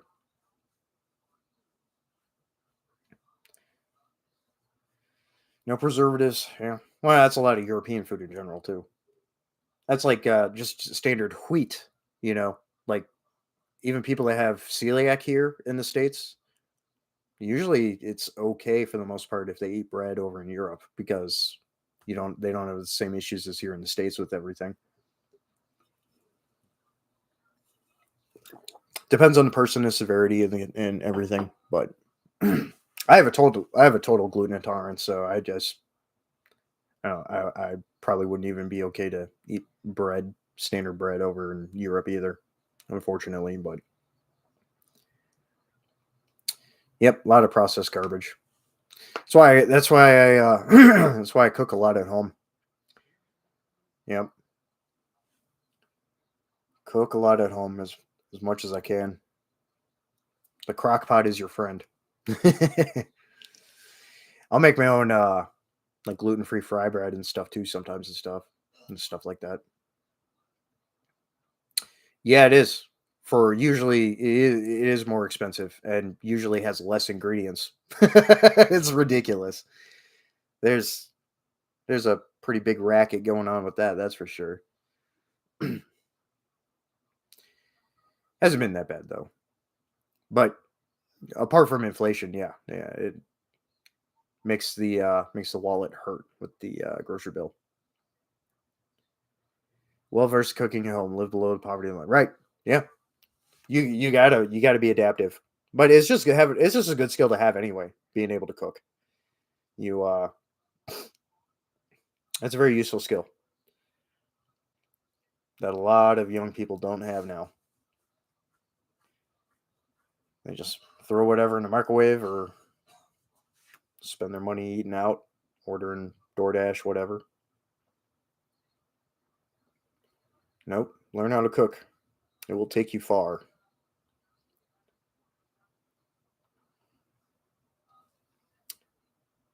Plus, you know how to cook in the field, if you do hunting and stuff. Not that a lot of young people do hunting, besides people that are raised right or develop an interest in it. Going out in the going out and hunting and whatever. Developing and improving your outdoorsman skills. Being able to cook over an open fire is a useful thing. You don't think you've eaten out twice in 2 years? Yeah, that's honestly that's good. That's a good track record. No, don't get me wrong. Our certain specialties are nice. Like usually on my birthday every year, I'll go get some really good quality sushi. You know, but no, you save a lot of money by not eating out, which is good. More people can learn from that. Lowry, hopefully I'm pronouncing that right. Or is it Lori? Lowry? Trying to pronounce it the European way. Need to make gardening great again. Yes, we do. Went for a pizza a few months ago. Hey, that's okay. That's an American staple. Although it's an Idaho based company. They got these things you could buy in the store where you can make your own pizza crust. It's like a French because Idaho. It's like a French name brand thing. French named brand thing. But those are really good. I like the pizza crust, and I'll make those at home and make homemade pizza sometimes. Or I'll use that to make like bread or other things. Um, Idaho makes a lot of stuff. Yeah, they do.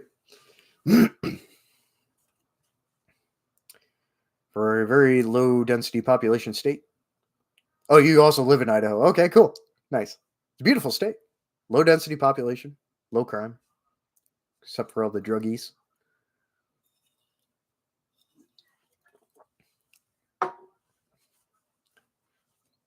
Beautiful state. Kit Badger lives out there too. He's a good dude. Not for breakfast. I didn't know it, but Mrs. got some grow lights to get our stuff in the garden going early. Hey, nice. There you go. It's actually warmed up enough where you could actually propagate some stuff. Do some of the like in ground or covered stuff, covered greenhouses and stuff. Like good to go right now. Speed freaks are fine. You just have to speak the language. That's true. Knowing how to talk to people and be a little street smart is a good thing. Brendan, trying to make gardening a thing in your mag tribe. We're going with the World War II Victory Garden name. Oh, nice. I like that. Very good. That's good. There's a lot of resilient and sustainable crops that you can grow based on where you are in the states. Mexican Americans. Look at Wartime Farm if you want to garden stuff. Great series. Yeah. Yep. I like the stuff. S2 Underground did a little bit on some of that too, but yeah, Wartime Farm is good, and I actually like watching a lot of the old like historical living history type things too. Apart from Townsend's, but like some of the other stuff too. They have some really good stuff there out there for like your uh, just getting into the industrial period and Victorian era gardening stuff and things like that. Apart from even older historical stuff, that's good to learn from. Grew up in the barrio, the barrios. There's a couple other viewers in here. Go ahead and say hey in the chat, ask a question, whatever. It's the monthly Q&A, so this is where I go live and answer questions, talk with people in the chat, shoot the breeze. It's a good time. So everyone here, thanks for tuning in. Appreciate you.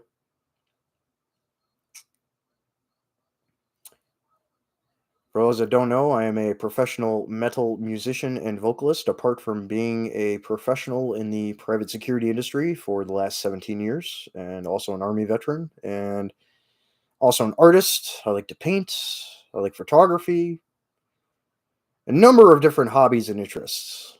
So, anybody who is new, go ahead and say hey in the chat, ask a question.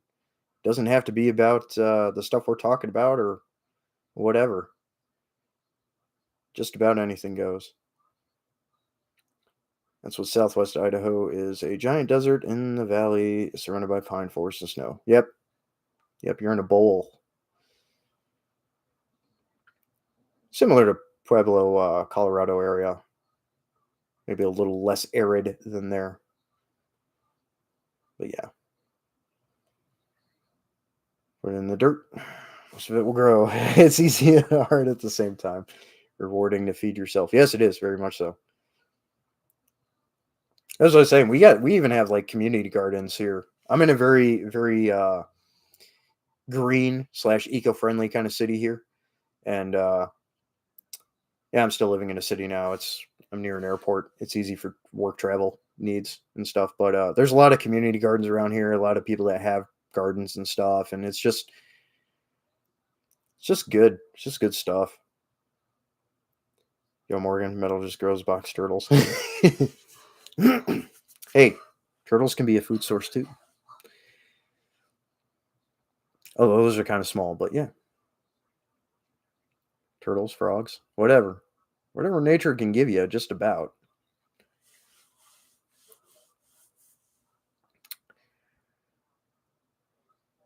Turtles love your yard. You got a pond in your yard? Are you adjacent to a pond or retention pond? Or is it just you're kind of in a wet area? I've got a creek near me and stuff, and then I'm kind of near a wetland conservation area too, but we don't really get turtles around here. I do see quite a bit of deer. We get foxes. I've seen coyote a couple of times. We got all that stuff here. Metal for Breakfast knows we're kind of in a relative area. We're just on either side of Lake Michigan in the Great Lakes there.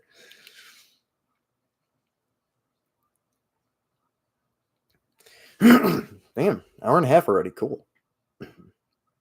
Go for about 25 more minutes here.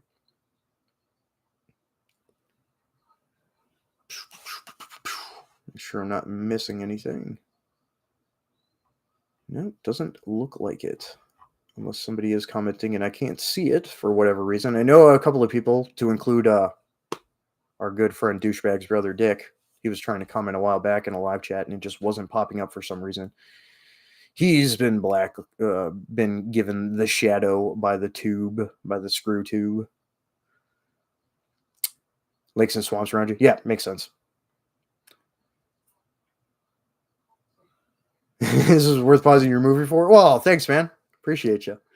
Glad you tuned in. What movie were you watching? Now I'm curious.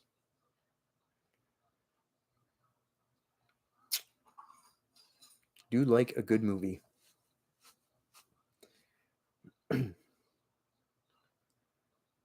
I got a pretty extensive. I still try and get tangible, physical movies whenever I can. DVDs, Blu-rays, all that. I don't like the subscription services because they can just pull that whenever they want, and then you don't have it. So it's like, nope, I'm gonna try and get physical wherever I can. Unforgiven, nice choice. Good movie.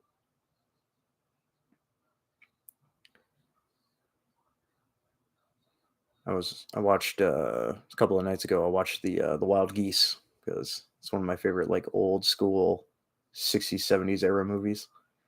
Great movie. Yeah, you're definitely a good company here. Thanks for bringing him around, Metal. And I'm glad you tuned in too, man. Watching a lot of movies, kind of sick of the skies falling everyday crap. Yeah, yeah, exactly. You got to get away from it every once in a while. There's a lot of white noise, and it's just with how current times are and how social media and just media is and everything. It's just a barrage on the senses all the time. So you do have to get away from it.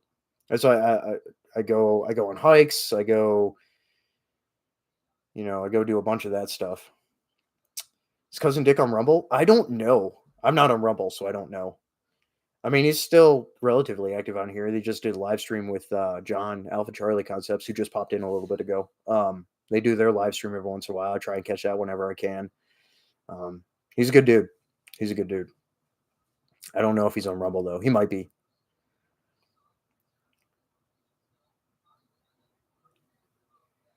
Well, it was based in Namibia actually, but there was the South African that was in it, and Namibia bordering South Africa. Yeah, it's kind of that region.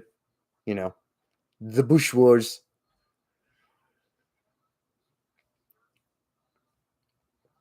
But yeah, back to the skies falling thing. Yeah, you got to get away from it. And it's like I'm on Discord too, and it's like some of the servers that are more geared for kind of your tactical and training topics and networking and stuff. Like even just it's become a lot of white noise too, and a lot of people that just act like children. So it's like, all right, no, I'm done with that shit too. You take full time care of your mother after your dad died. My condolences. When I could afford it, I drink too much and get in trouble. Hell, I really don't even. I don't go to bars unless it's for a concert, or I'm playing a show. I don't I don't go to the bar otherwise. Really, if I'm gonna drink. I'm gonna drink at home or with some friends or whatever. And save some money that way too, and keeps you from getting in less trouble. But apparently, that's still a problem for you and your neighbors there, Joe. Hey, it's okay though, as long as you get a good time, right? As long as you have a good time, and don't end up in a freaking drunk tank. It's a good night then.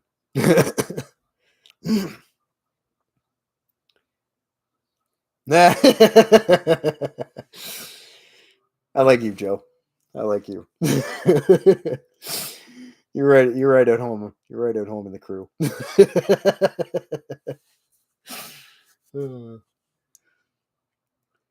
you haven't been to a show since the beginning. Oh man, that sucks. We have a great local scene here, and we get some good shows. I mean, I'm in a relative triangulated area where it's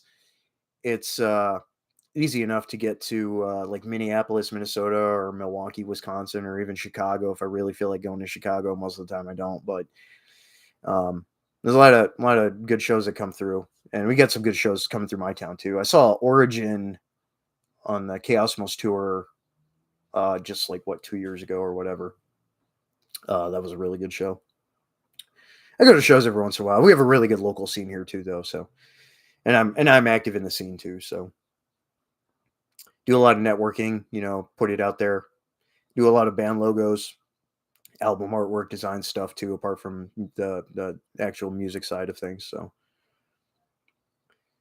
get out and go to a show, man. Brandon. It is. It is great. It is great. It's epic. Joe, I think the worst drinking story. I woke up about 2 weeks later with a rooster tattoo.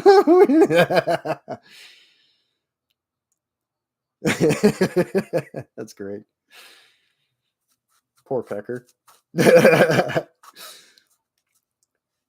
Woke up in the basement in someone else's clothes once. Oh, geez.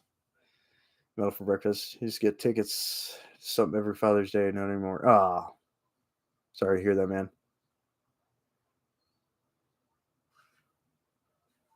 Yeah, yeah. Freaking get out to a show, man. Get out to a show.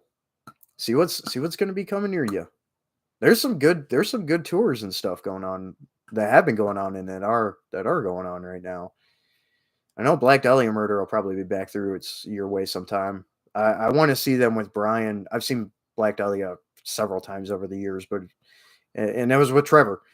Um, but now that Brian is on vocals now full time and everything, I want to see them. I'm glad Ryan Knight came back too. I want to see them.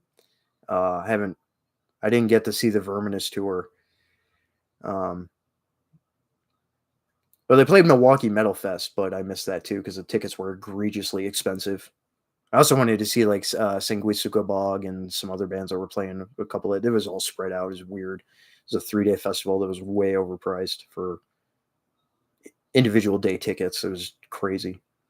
I think all together for a 3-day pass, it was like $700 or $800. It was fucking insane. That's on top of whether having to commute or get a hotel or whatever. It was insane. Joe had an interesting growing up period, loads of drinking. It was mostly fun, but I had to grow up. Yeah. Well, I'm glad you got out of some of those habits. So good on you. The whole adult thing, I mean, yeah, it's hard, but it's not all terrible. You get to do what you want in a lot of ways. No, for Ruckus, F that. Yeah. That festival is just ridiculously overpriced. Like, you wouldn't even see tickets for 3 days for Hellfest in France, for example. You wouldn't see prices like that. It's crazy. But Ticketmaster, we all know the issue with Ticketmaster right now, and just inflation. It's bad. Brendan, commend anyone who can kick that stuff. Yeah, seen it take many men. Yeah. And it has a very high relapse and recidivism rate. So good on you, Joe. We're proud of you.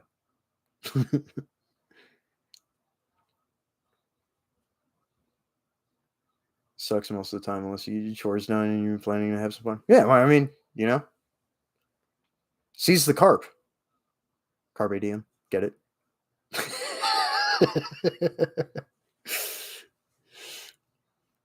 Yeah, you gotta make the best of it. I juggle a lot of stuff. I juggle, work wise. I'm juggling multiple gigs at any given time, or at least trying to.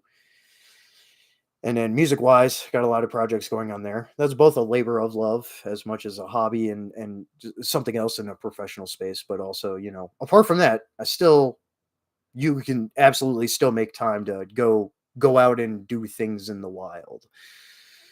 Whether it's around other people or in the actual wild. There's a lot of people that make the excuses about not having time for some of that. Like, no, you're making yourself busy by being preoccupied with other things you probably don't need to spend as much time on, like social media and stuff. Is it good for networking? Is it good to be in touch with friends and family and all that? Yes, absolutely, but not at the expense of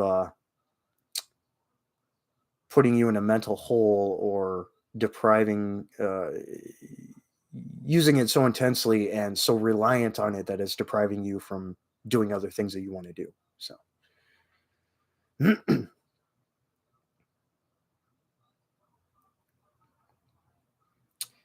Money is an issue too. Yeah, that's a reoccurring thing. Absolutely, the economy is shit right now. So, what can you do about it?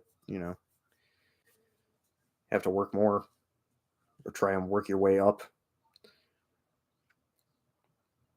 You can't afford to get lost for a day. Hey, I mean, state parks are free, mostly. You know, probably have some. Being in Idaho, I guarantee you have some good hiking trails around.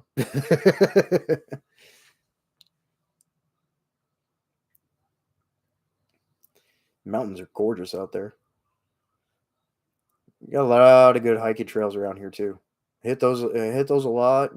Go camping. Got buddies with land, hunting cabins and stuff. We'll go out there, hang out. You know,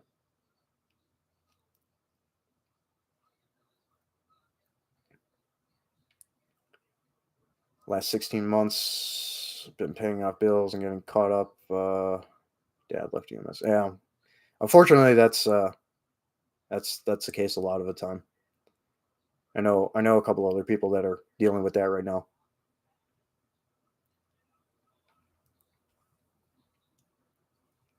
Doesn't make it easy, that's for sure.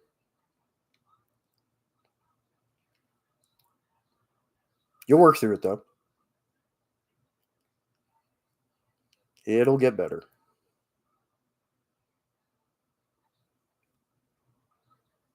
So yeah. Anyone else have any questions? Anything else you want to talk about here for the last 15-ish minutes? Almost 10? Sometimes I'll go a little bit over. I usually do these for about 2 hours. About that hour 49 mark right now. Questions, topics? Hey, good for you. I paid my truck off a couple years ago. Yep. It's great not to have that not have that burden. Most of your gun collection went. Yep. Real.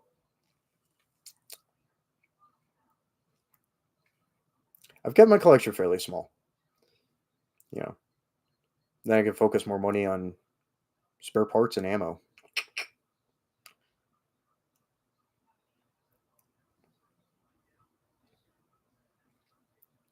Yeah, buddy.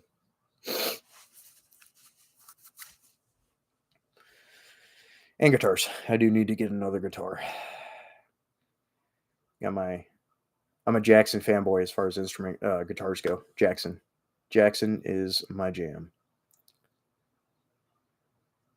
Not happy that Fender bought him, but Jackson's still good.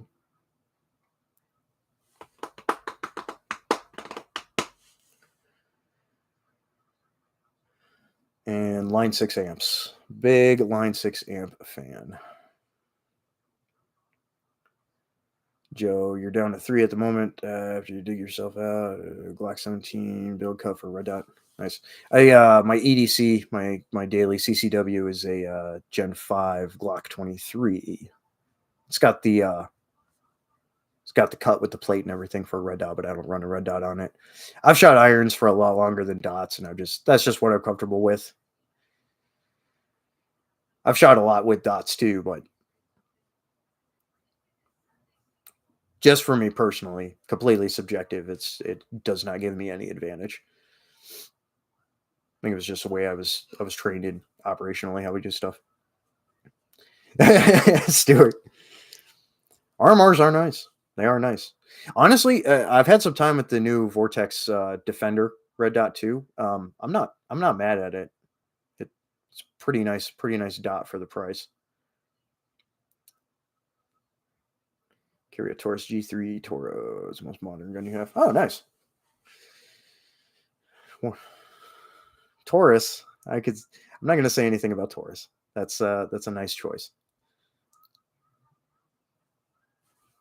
I don't like their revolvers all that much. But no, that's a decent choice. Everyone gives me shit about 40 cal too, but I carry 40 cal.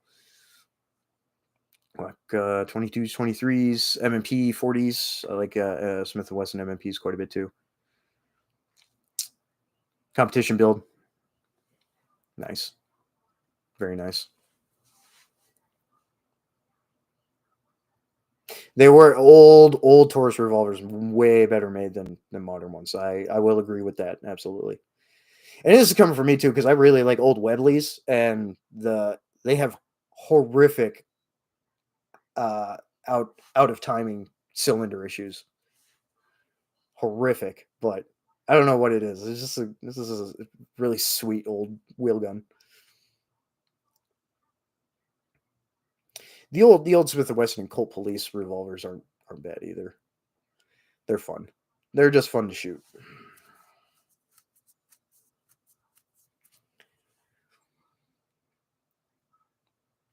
That's good stuff. Yep, softer steel in there. You know, it's what they had at the time. You know, mass production. You know, I still like them though. You know, very few new 40 cal pistols. Yeah. I mean, Glock's still putting them out. I've got a Gen 5 Glock 23. It was a blue label special too, which was nice. So it came with the extra mag and stuff. So it came with 3 instead of 2 mags and stuff. And it's just, yeah, you know, M&P 2.0 40. Those are out. You know, there's some other ones too, but yeah, there's not as many people shooting them, but people need to remember too, it's still a common cartridge, and numbers wise, it's still 1/3 of all police departments in the country still use 40 caliber. So it's about 5,200 police departments. And almost half of all federal agencies and also security contractors and defense contractors still using a large contingent of 40 caliber as well. So it's still common, apart from the civilian consumer base. So there's still a lot of it out there. It's cheap, you know, it's not expensive. I can find 40 for considerably cheaper than 9mm. You know, prices have gone up and everything, but I could still find 40 cheaper than 9mm. So no complaints there. Stuart first gun was POS nickel-plated Taurus 38. Most timing issues on Webley comes from the mainspring, correct. That and like you said, because of the softer steel, you know, the backside of the cylinder, they just wear out faster. They smooth over, you know.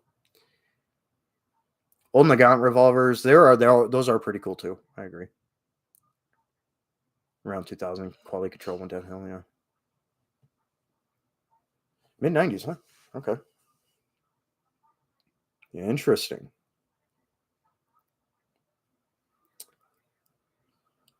Yeah, I've got a Gen 3 Glock 22. I got my Gen 5 Glock 23. Got a Gen 1 MMP 40. Might do a partial trade in with that for a 2.0 though, because I want one of the metal frame MMP 2.0s in 40. I really like that gun. It's everything I've seen. It's sanely reliable, like Glock standard reliable, which is awesome. So I live pretty close to Vortex Optics HQ2, and they have a range called Edge Range and training facility on their property as well. So sometimes I'll go over there and I get to hang out and shoot with their team USPSA shooters in their ranges and stuff, and shoot their guns every once in a while. It's pretty cool. Gen 3 Glock 21 long slide, loved it. Nice. Yeah, long slides. You know, the 10 millimeter Glock 10 millimeter long slides are freaking awesome for the backcountry too. I would take my 40 backcountry though. I would either whether my 22 or the 23. I just stick a 22 rounder in the 23 if I really needed to. But yeah, no, they're great. Like 5 hours from Yellowstone there, and dozens of Idaho gun and ammo companies. Yeah. There's a lot here too.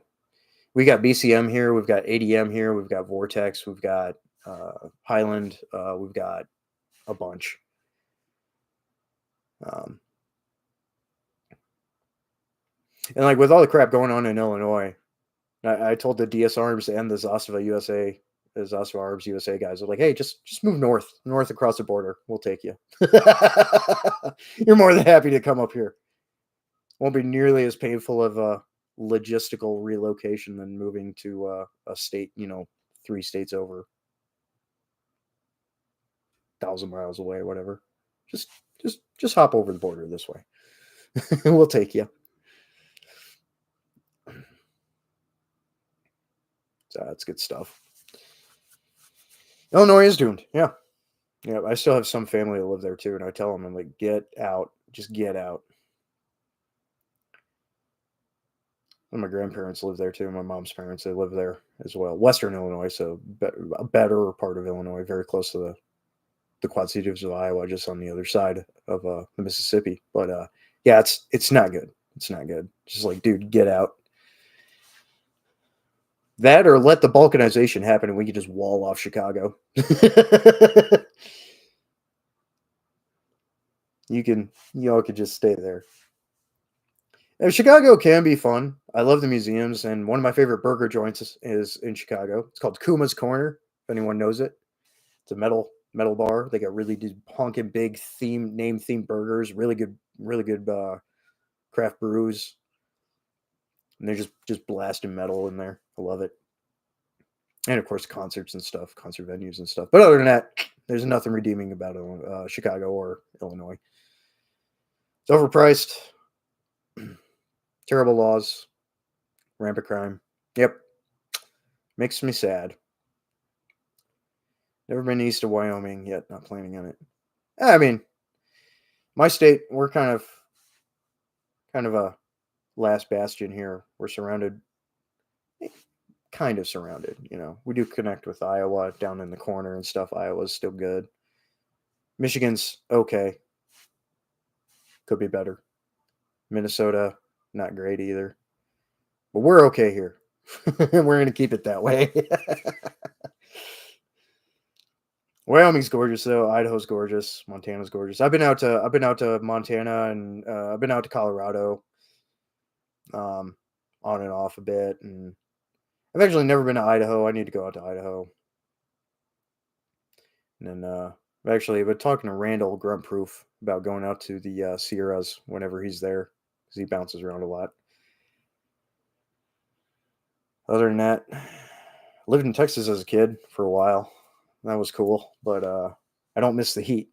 I much prefer winter. So I'm a North. I'm a Northlander, I guess. It's in my blood. So that's good stuff. All right. Well, hit the 2 hour mark here. I think I'm gonna call it here. That way, y'all can get to making and eating supper, getting back to your movies, doing things you got to do. Thank you, everyone, for tuning in to the monthly Q&A and live stream. I appreciate it. Had great conversations, great questions and conversations in the chat and stuff. And the community post, there was great questions. So keep them coming. And I appreciate everyone who tuned in. And thanks again. We'll keep this going for next month as well. Usually around the first of the month, community posts will go up for people to post questions. And then I'll do a live stream about a week and a half after that post goes up. And other than that, I try and do at least 1 to 2 videos a week of varying things. And yeah, hey, thanks, Metal, for breakfast. Appreciate you, man. More music stuff is coming soon. So yeah, thanks again, everyone, for tuning in. And this will be me signing off. Metal up. Out.